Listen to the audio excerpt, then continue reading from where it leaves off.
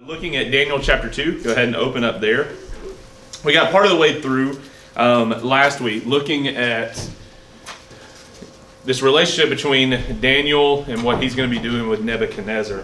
Nebuchadnezzar, just get our traction going a little bit, being king of Babylon, he has had a dream that's been causing him to wake up and be, what it says in verse 1, his spirit was troubled within him and sleep left him. So he has this vision, whatever it is that he's struggling with, and that stops him from sleeping. Now we know what the vision actually is all about, because when you get to verse 31, you learn, hey, this is what he saw in the middle of the night. And I think he had some indication this had to do with his kingdom. There's a few things that we connected last week considering that, but it was enough that it worried him, where he's wanting, his magicians, his wise men to give an explanation about this vision that he's received. And so he's put them pretty much in an impossible test. And he tells them, all right, I'm not going to tell you what the dream is, because it'd be really easy for these guys to come up with an explanation for a dream that he's already told them, especially if he's worried about it and they don't want to lose their job or they don't want to lose their life. Look, King, don't worry about this. This is good fortune for you. There's nothing for you to worry about. But I think that, once again, Nebuchadnezzar knows there's something else going on that's giving him trouble, that I think he realizes he's not going to be king forever. All right, so he is actually, he's mortal. And his kingdom is not an immortal kingdom. But there will be one that's coming that's going to fit that bill. All right, so we looked at this idea. Pretty much we got through the first bullet point up there. There's a prophet that's going to eventually come, but you can have this test of prophets that if they say something that it does not actually happen, then they're a false prophet. And these men were not being true, these magicians and other wise people. But Daniel's going to come in with wisdom that comes from God, and there's some very specific wording that we're going to see in verse 25 and beyond that's going to help us understand that a little bit better. But we realize we're supposed to test all things. We're supposed to be concerning, and we need to use the Word of God to figure these things out. All right, but let's jump in. With that being said, let's go to Daniel chapter 2. Somebody read verses 12 through 16. This is where we're going to get Daniel's wisdom, and then we'll see his relationship with God and how it overlaps with Nebuchadnezzar. So Daniel chapter 2, 12 through 16. Because of this, the king was angry and very furious, and commanded that all the wise men of Babylon be destroyed. So the decree went out, and the wise men were about to be killed, and they sought Daniel and his companions to kill them. Then Daniel replied with prudence and discretion to Arioch, the captain of the king's guard, who had gone out to kill the wise men of Babylon. He declared to Arioch, the king's captain, "Why is the decree of the king so urgent?" Then Arioch made the matter known to Daniel, and Daniel went in and requested the king to appoint him a time, that he might show the interpretation to the king.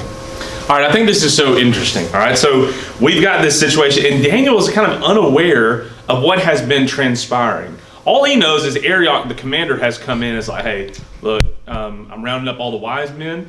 You're one of them, and you're going to be killed. And so whether, they're just going through the towns and killing them outright, or they're collecting all of them, there's going to be a mass killing, whatever the way this is coming out. But Daniel realizes, well, hold on now. If I'm going to lose my life, I need to know the reason. I've been here in the king's court pretty much. I've been trained by him, eating his food, and I've proven myself a wise person. All of a sudden, what's the urgency here? Why is Nebuchadnezzar so upset that he's going to come and wipe us all out? What have we done? And this is where you get that phrase that I think is so interesting in verse 14. Then Daniel replied with prudence and discretion to Arioch. What does that mean, or what comes to your mind when you think about Daniel responding with prudence and discretion?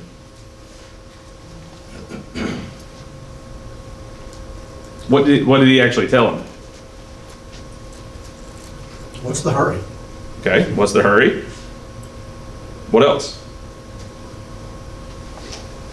Why does it use these two terms to describe Daniel's reaction to Arioch, which then will go up to the king, that he responds with prudence and discretion?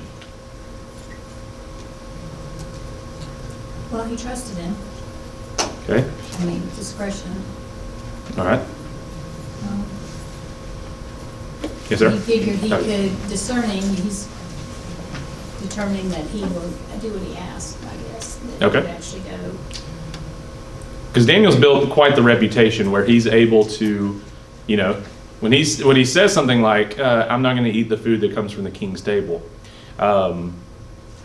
And here's the reason why. He kind of has a track record already. So with Arioch seeing that and knowing, all right, his tactic, he's not just come out and like, man, what? I'm not going to eat this kind of stuff. I'm not going to do that. And even here, it's like, man, the king is out of his mind, right? He doesn't respond that way. But it's describing it as prudent and using discretion. What were you going to say? Yeah, that says discernment. Go ahead. Okay. Me and Christians know what prudence means. I can be through me under the By myself. I think it related to someone who is prudent, is wise. Yeah, somebody that's using wise wisdom, and I was about to say discretion, which is the next word, but you know, Like if you said, it wouldn't be prudent at this time to do that. yeah, Prudence. So he's being tactful. tactful. Yeah, that's another good word to go with it. Tactful, wise. See, you knew the definition, Chris. You didn't need him. Yeah. Reserved, let's dial it back a little bit. Yes, considering, and also there's a time factor to it as well. Prudent is, all right, how can I, all right, he's going to get down the road where he's like, I can show the king the interpretation, but there's only one way that's going to happen. To be able to get to that point is prudent for him to, you know, put some things into place, which is why he's going to ask these questions to kind of start revealing and unveiling what is going to be happening here. Daniel? Thinking of something more like discretion, it's kind of more like using, I guess you could say, an intentionality version of saying something like cautious or carefulness. Yeah, that's good You're too. being extremely careful on what's going on. Like Daniel here in this moment's using discretion, knowing be like, okay, this is weird, but the last thing I want to do is to scare Arioch further and make the king get scared further. So he had to be very cautious of what he was saying when he was speaking to Yeah, him. Daniel knows that he's going to die, but he doesn't know why he's going to die. And so it's like, let's ask the right questions. How did we get here, right? What happened that everything, you know, seemed to be going well. Now, all of a sudden, he's going to come in and wipe people out. And this is not the first time in the Bible that stories like this have happened. I think about with Esther, where the king of Persia makes this, you know, makes this decree that he's going to kill all the Jews, not realizing that Esther is a Jew. And so she responds with prudence and discretion to the king. I think the same thing with Nehemiah when he appears before the king. And there's other people who do the same thing. It's like, all right, I know there's a lot on the line because the king has the power just to execute you right there in the moment. Now he knows, all right, maybe this is going to be carried out a little bit later, but he wants to know, why is this going on? I think it helps us realize just some things I'm taking away from this part of it when we consider Daniel's wisdom, looking at his discretion, looking at his judgment, his wisdom, to be able to respond in this way.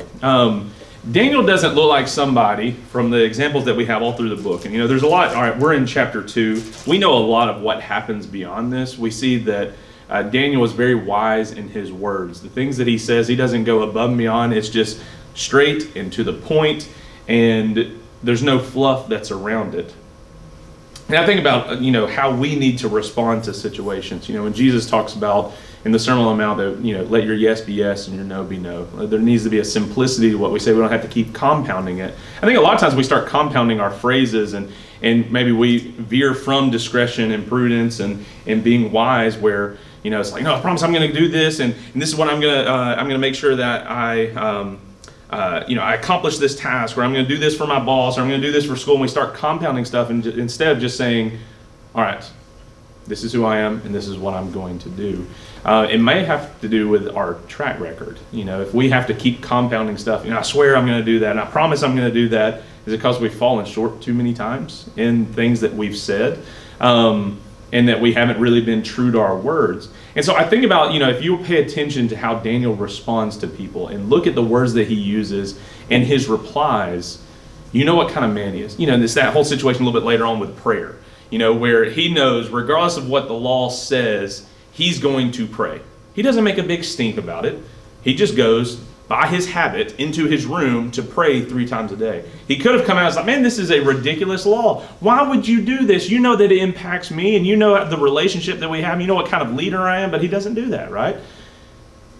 there's something about the way that he responds to situations. And I think the same thing can be said with Shadrach, Meshach, and Abednego. There's a way that they respond to situations that shows their wisdom. And that's one of the reasons why they were selected anyways, right? As young men coming into the king's court in Babylon away from Judaism, there was something about them that made them succeed. It was their dependence on God, but I think it's also their personality and how they handle situations using that prudence and discretion. I was just going to add to what you're saying about, after thinking about it, after listening to the discretion discernment, I'm taking away that he did not react. Mm-hmm. He thought about it.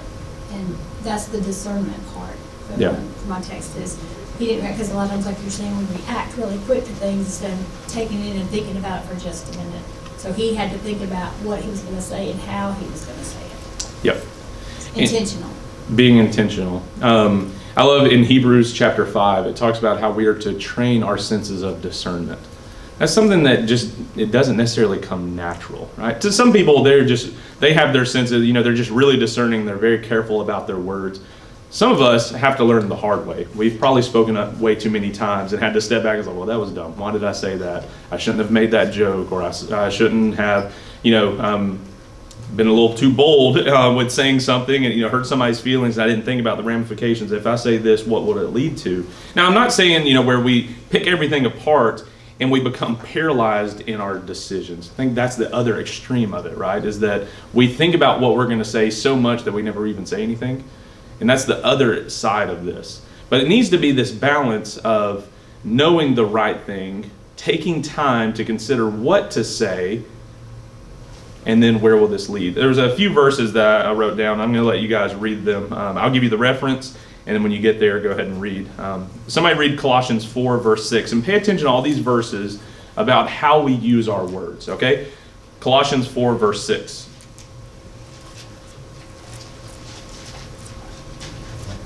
Let your speech always be gracious, seasoned with salt, so that you may know how you ought to answer each person. Okay? Proverbs 15, verse 1. And kind of take note as we're reading these verses if it makes you think of something about speech specifically. But let's continue to read through these. Proverbs 15, verse 1.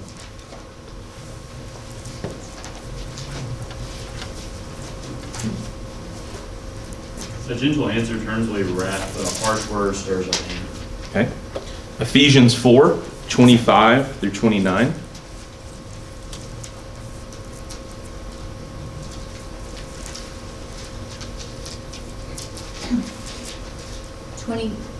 Ephesians 4, 25 through 29. Therefore, laying aside 24, and put on the new self, which in the likeness of God has been created in righteousness and holiness of the truth. Therefore, laying aside falsehood, speak truth each one of you with his neighbor, for we are members of one another. Be angry, and yet do not sin. Do not let the sun go down on your anger, and do not give the devil an opportunity. He who steals must steal no longer, but rather he must labor, performing with his own hands what is good, so that he will have something to share with one who has need. Let no unwholesome word proceed from your mouth, but only such a word as is good for edification, according to the need of the moment, so that it will give grace to those who hear. And verse 32, since you're there. Be kind to one another, tender-hearted, forgiving each other, just as God in Christ has also forgiven you. Okay, somebody read 1 Thessalonians 5, 11.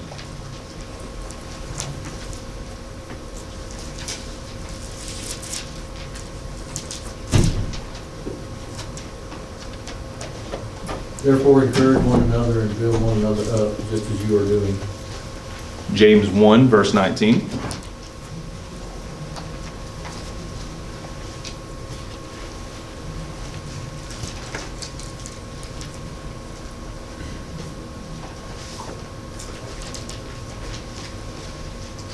Know this, my beloved brothers, let every person be quick to hear, slow to speak, slow to anger. Romans 12, 10.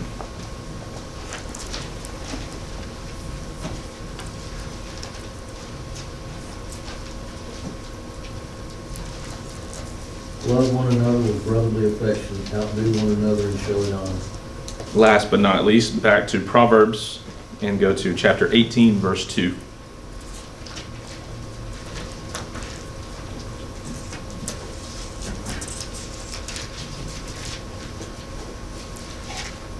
A fool takes no pleasure in understanding, but only in expressing his opinion.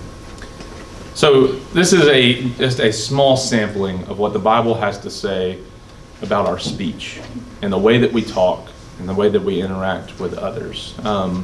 What did you notice from these verses? Are there any specific ones that stuck out to you? And what do you learn about how we as Christians need to use our speech? Careful, Carefully, yeah. because I have that problem. All right, so we got to be careful. What do you mean by that? Careful in what way? When a group setting, Okay. especially at work, I tend to let words slip out that should not be said. Okay. So, 'cause my light gets a little dull when it should be brighter, Okay. when I'm surrounded by people. I think it's a really good point. Our setting and being around people that, peer pressure and just, what everybody else is doing, that we get pulled in that way. And it just seems commonplace. I'm around these people and that's the way they talk, so I guess I'm going to talk that way too. We can fall prey to that. And I think, talking about in a work setting where you got a group, but I think we also do that with our friends. We let our guard down a little bit too much. And we're too comfortable around our friends, or maybe we're not being prudent. We're not being wise in what we say because we think, no, this is just a safe place. And just give vent to our feelings and our emotions, and that's not always healthy. Right? Okay, what else did you learn from these verses about speech? The way you say it is everything. Okay, the way you say it is everything. All right? Say one thing and it sound good, but the way you say it can make it sound evil, or it can sound evil in the way or it can be evil in the way you say it makes it sound good. Yeah. I mean, Yeah. that's where it's going. Like, you could be saying and hearing a word from a conversation, and the person that's listening to you is getting the exact opposite thing of what you're saying because of the way it's being presented. My Yeah. granddaddy always tells us, growing up, he would tell us, it's not what you say, it's how you say it. Mm-hmm. And so I carry that through my life the other day. Yeah, no, that's a really good point. We've joked, it just makes me think of this. Some of y'all remember Derek Wilson that was here. Really talented guy. But he's the one that built all the cabinets in the resource room. So that was just a blank room with just some random things that were in there. But every cabinet that's in there, he built.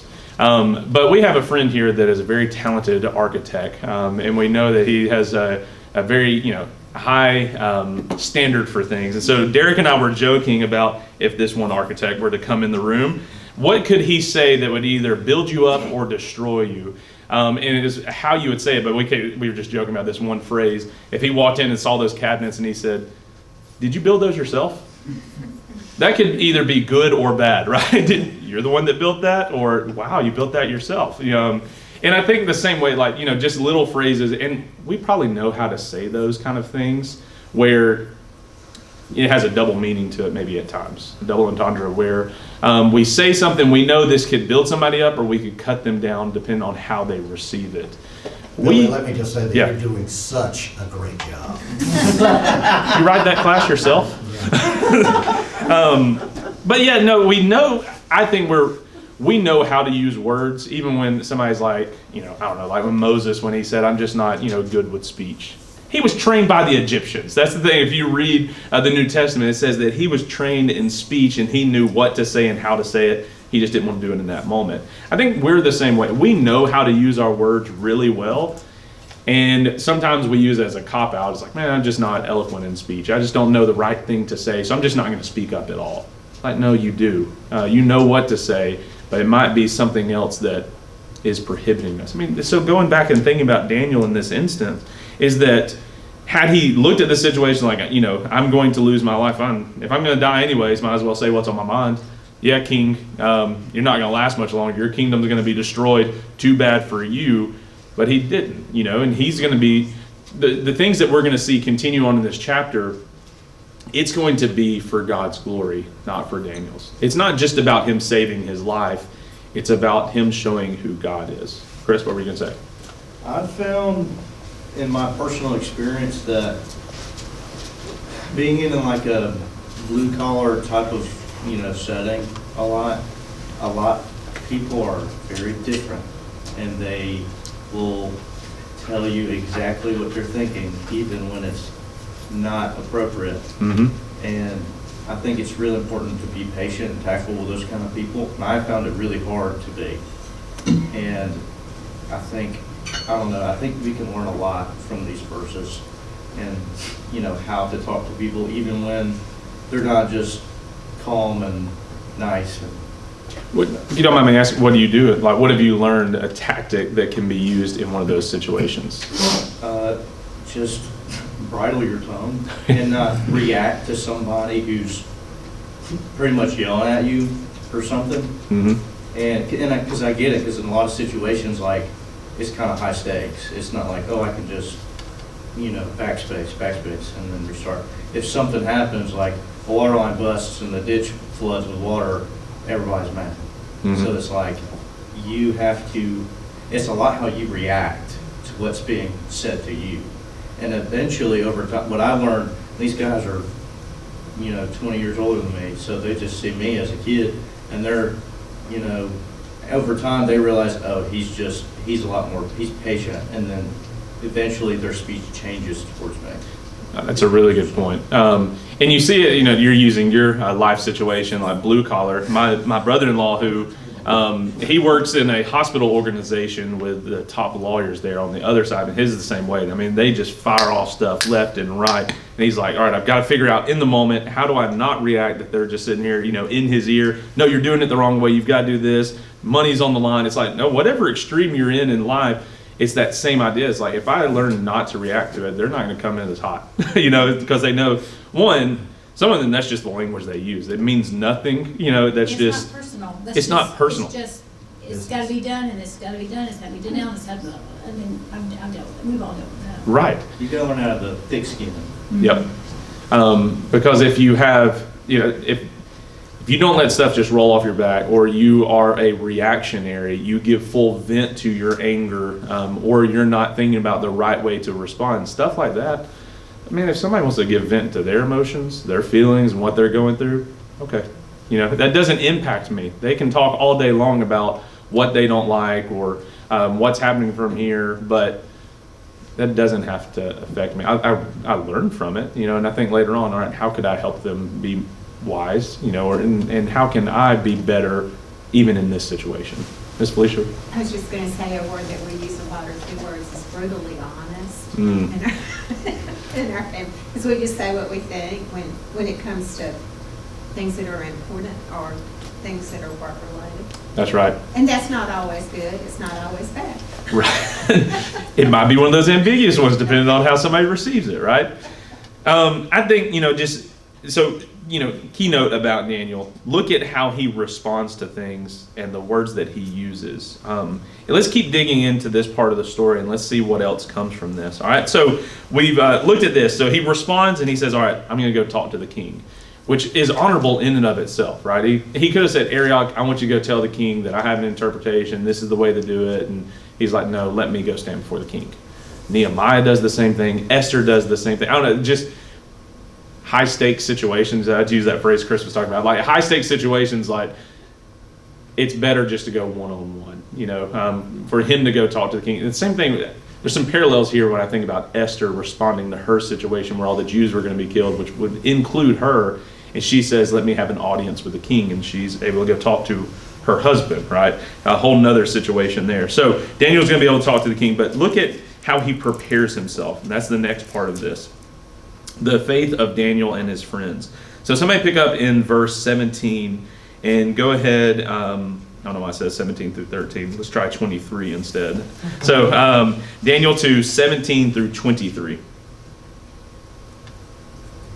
Then Daniel went to his house and informed his friends, Hananiah, Mishael, and Azariah, about the matter, so that they might request compassion from the God of heaven concerning this mystery, so that Daniel and his friends would not be destroyed with the rest of the wise men of Babylon. Then the mystery was revealed to Daniel in a night vision. And Daniel blessed the God of heaven. Daniel said, let the name of God be blessed forever and ever, for wisdom and power belong to him. It is he who changes the times and the epochs, though he removes kings and establishes kings. He gives wisdom to wise men and knowledge to men of understanding. It is he who reveals the profound and hidden things. He knows what is in the darkness, and the light dwells with him. To you, O God of my fathers, I give thanks and praise, for you have given me wisdom and power. Even now you have made known to me what we requested of you, for you have made known to us the king's matter. All right. So pay attention to how Daniel and his friends respond to this. So Daniel's given some extra time, right? Arioch's going around rounding up all of these wise men. But now that he sought an audience with the king, he's able to go back to his house. There's a couple of times, once again, that you find Daniel, what does his home look like? That's the place where he goes to pray. That's also where some other visions and things happen, which shows you some personal devotion that's going there. And having Shadrach, Meshach, and Abednego with him, and here their names, Hananiah, Mishael, and Azariah. But he goes to them and he tells them the matter. And he pretty much is saying, I guess we want to put it in our terms, verse 18, let's pray to God about it. We use that phrase a lot, before we make a decision, let's pray to God. But do we actually do that? I don't know, I've been trying to work through this and even some phrasing when it comes to how we approach prayer. And maybe it's just, I want to be thinking about our words. I want to make sure that I'm saying the right thing. Yesterday we celebrated Lewis's 2-year birthday, and knowing, and you guys know this, he came in on a rough start, and we were talking to some people yesterday, and I was telling them how much I appreciate them being there for us and the encouragement that we've had, and y'all are the same way. Y'all prayed for our family. And I catch myself a lot going to somebody and saying, thank you for praying. And it's true, I appreciate you having me or my family or the situation on your mind. But a lot of times I think we forget to add in the God factor of it. It's like, I appreciate you praying, but what I really mean by that, this is Billy saying that, I'm grateful that you have a connection with God and God is responding to this. It's not just that you prayed, because it'd be like, hey, thank you for writing a thank you note, or thank you for expressing this in a letter. That's not what I mean. I mean, I appreciate you having a concern for us and a love for us. That's one part of it. But that God knows that we're a family working together. But at the end of the day, I want God to do something with this situation. Does that make sense? That just how sometimes that we view prayer, that we even talk about it, we just tell people, thank you for praying. But have we forgotten the God factor, the God side of it? Does that make sense, or is that just a Billy soapbox? I think it is implicit. Sure. But sometimes things that are implicit go over our head when we don't think about them deeply, and so I kind of get where you're coming from. I don't think that it's incorrect to want to think about that a little bit more deeply, or maybe have more than just, because the problem with sometimes the way that we do talk about prayer, or really church language in general, is that because it's become so commonplace, it becomes a programmed response. Like almost like whenever you say, hey, how are you? And they're like, I'm good, thanks. Sure. Well, it's not because they weren't actually like processing it, they just gave the programmed response, and because of that they gave the wrong one because they were expecting a different response. And so I think sometimes with spiritual matters like that, we can run the risk of, because it is the programmed response where we thank somebody for praying, that neither party is actually really thinking about the implication of that. And so I would say that all the stuff that you're saying is implicit in the statement, but if it's implicit in the statement, then we do need to take time to dwell on that as well. Yeah, absolutely. And a lot of times I know what is meant by that. It is a loaded phrase in a good way. But I'm just wondering, could we be more prudent in how we use our words to even talk about prayer? Because what sticks out to me here, he goes and tells his companions this situation and told them to seek mercy from the God of heaven concerning this mystery. What they're praying about, essentially using that as a hook here, is God help us with this situation. Maybe some follow-up that we could have was like, I have prayed for you. I think that's important too when we're praying about a situation or for somebody, that a lot of times, it's like, I'll pray about that. And we may go and pray, and I think that's absolutely true. I'm not trying to discredit that. There's a whole nother part of that. If we say we're going to go pray and we don't do it, that's something else. But let's say that we do. I think there is something to be said about, hey, I want you to know I prayed for you today, that you may have wisdom before you go into your job interview. I prayed for you today as you're going to the doctor. I hope that they find a clean bill of health, that God has been working and great things are going on. To be more pointed with our prayer, but also more pointed in our communication with each other about what we're praying for. What Daniel was praying for specifically, when he's saying, petition God on this, there's a dream and we need an interpretation. This is what we need to get out of this situation. I'm about to go before the king. I need to have the right words. It's kind of like when Nehemiah just, as he's walking, about to talk to the king, he offers up a quick prayer. But this is really intentional. This is taking into consideration what's going to be happening. But they need something specific. So maybe we need to be more specific in our prayer, but also more specific in our communication with each other about what we're praying about. It's not just a general, hey, I'm praying for you, that is similar to a good morning, how are you doing? It needs to be something a little bit more. This is the situation you brought up in class the other day. I prayed about it, and this is what I asked God to help with. It might take us stopping in the hallway while we're passing each other to spell that out and say, this is what I'm doing. Or, hey, you brought this up in class that we need to pray about this situation. What specifically should I ask God? Once again, just Lewis, of course, he has been on my mind. But I remember as Lewis was in the NICU, and every time we got an update, our family, I would send a text message, give them the update. And at the bottom of it, I said, here, 1 to 3 things, whatever it was, to pray about specifically. Pray that Lewis's, for him, that valve was open. Pray that valve closes. It wasn't just, pray for Lewis. That's happening. But pray that the valve will close. Pray that he will get off nitric and go over to just oxygen. And like specific things like that. But it takes stopping and looking at somebody, or maybe sitting in each other's home and talking about the situation and petitioning God together more specifically. Once again, I think that's a characteristic that you find with Daniel and his friends. The reason why these 4 guys are so closely knit in the story of Daniel is because of what they're doing together. Now, I don't know about the other Jews that were taken in exile and what they are doing, but Daniel and his friends specifically, how they handle these moments together is monumental. And it tells us something about they had a common goal and a common purpose, spending time with each other, praying about the same kind of things.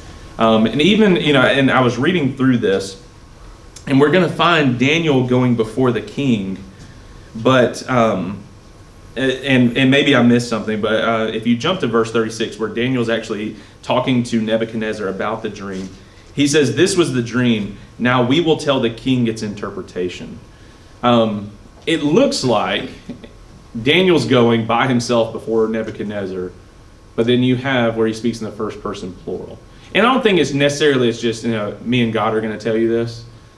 Shadrach, Meshach, and Abednego are probably there with him. But the story looks at Daniel, but these guys are certainly part of the situation as well. I don't think Daniel's going through anything by himself. So that's just a point that I noticed there as well. So, I once again, looking at Daniel's response, what they're asking for, God answers. In verse 19, the mystery was revealed to Daniel in a vision in the night. Then Daniel blessed the God of heaven. There's another part of this too. When good things, or when things happen in response to prayer, do we turn around and bless God?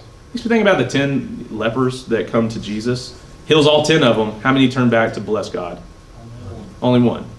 And I use that, the way of looking at that story, that one helps me when it comes to, you're in Montgomery, Alabama, and you've got people that are coming to you asking for money or asking for help over and over again. How many of them are actually true to their word and all that kind of stuff? Part of my responsibility is just to help people. Being Christian and wanting to love others and having resources, we're all very blessed that we can help others. But it might be one of them that actually turns around and is, honest and appreciative. But I do think about that story overall, though, of Jesus helps all 10 of them, but only one turns to bless. We get caught up in situations that we're praying to God about, and how much time is spent after the fact blessing God and thanking Him for whatever He does whether it's close the door, open the door. Use some of our language last time that we were talking about. But regardless of what happens, do we turn around and bless God and thank Him after this situation? It's like, if we're supposed to be constant in prayer, many times we lead up to a situation with prayer, and then we kind of trail off from there, and we forget to thank God after the fact. And that's what Daniel does here. Blessed be the God forever and ever, to whom belong wisdom and might. He changes times and seasons. He removes kings and sets up kings. Now, we know what the vision is that Nebuchadnezzar saw. It's going to be this statue that's referring to all these kingdoms and the domino effect that happens from there. That's what Daniel is praying about. So think about, before we even get to that vision and what's coming from it, Daniel uses that as the outline essentially for his prayer. God, first off, you're the one that gives wisdom. Number two, I realize you're the one that sets up kings and you take down kingdoms. He's working through the vision, but also what happened. Daniel wouldn't have known any of this had God not given it to him. Makes me think about James chapter 1. We read one part of it in verse 19, but going back, where if anyone lacks wisdom, let him ask God, who gives generously to all without reproach. God, thank you for helping me through, figure out how to respond to my coworker that blew up in my face. It's like, thank you for helping me work through that. Thank you for teaching me, giving me the ability to have this job and to work through these kind of situations. Do we come back in prayer to God? God gives wisdom to the wise and knowledge to those who have understanding. He reveals deep and hidden things. He knows what's in the darkness, and the light dwells with him. To you, O God of my fathers, I give thanks and praise, for you have given me wisdom and might, and have now made known to me what we ask of you. For you have made known to us the king's matter. He's giving credit to God. And so just another challenge with prayer and communication is give credit to God. I'm always anticipating doing more than what I actually accomplish in one lesson. But, yeah, sorry. Go ahead, bud. No, that's cool. I think that what you said about praising God after the fact is interesting, because when I think about prayers in the Bible, I think it just might be something that we missed. We often petition, but we don't as often praise specifically for what was answered, for the answer that we received.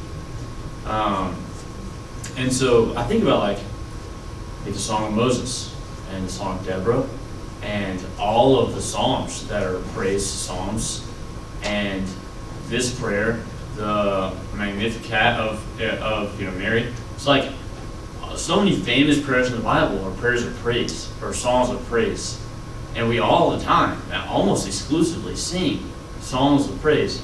But when we pray, we may pray God, you're a great God, or thank you for doing this for us, or whatever, but it's not often very specific about, this is what I asked, and you answered it, and so I praise you for that. You're a God that answers this, Mm. And so when in the Bible, we really don't see kind of general, tossing out a net of, thanks for being this God. It's more so thanks for being this God because you're a God that answered this specific thing that I have issue with.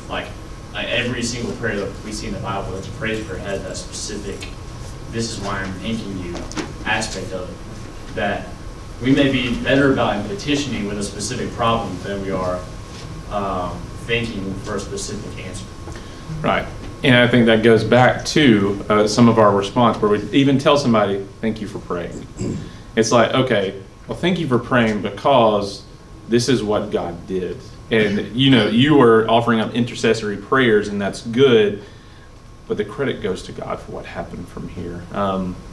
Yes, we have a lot of prayer requests, but we do need to spend more time as a church probably, and just as friends, in retrospect, looking back at what has happened and giving praise in that, regardless of what happens. It's not, just giving praise when things turn out and our prayers are answered our way. It's even when they don't go the way. Later on, Daniel's going to be thrown in the lion's den. Shadrach, Meshach, and Abednego are going to be thrown into the furnace. What are they praying about and praising about? Thank you for letting us go through this trial. Now, we know they come through it, but did they know they were going to come through it unscathed? No, they didn't know that. even in that moment, God, thank you for letting me live a life for you, that although I'm about to die in this moment, I'm grateful that any amount of time I had was for your glory.